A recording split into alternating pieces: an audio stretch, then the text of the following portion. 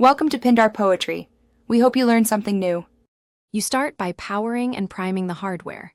Charge the headset until at least 30%, then hold the power button until the LED indicates ready. Once done, make sure the Xbox console is awake and in wireless pairing mode by pressing the console's Xbox button. This sequence guarantees the headset has enough battery and the console broadcasts its signal. Without both conditions met, pairing will fail. Now keep the headset nearby, within 3-6 feet, and prepare to pair directly to the console.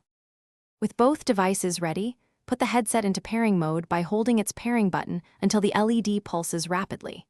Then press the console's pair button. You should see the headset listed and connect automatically. Once connected, go to Settings, right arrow Devices and Connections, right arrow Accessories to assign it to your profile. Next, open Audio Settings to adjust chat/game balance and headset volume.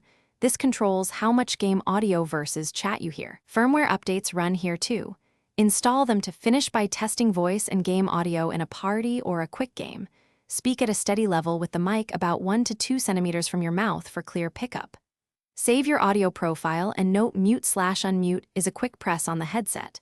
When finished, power off to save battery.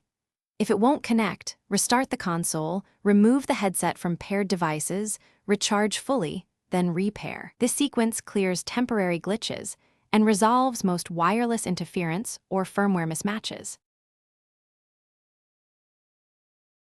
Thanks for watching. Consider subscribing if we helped you.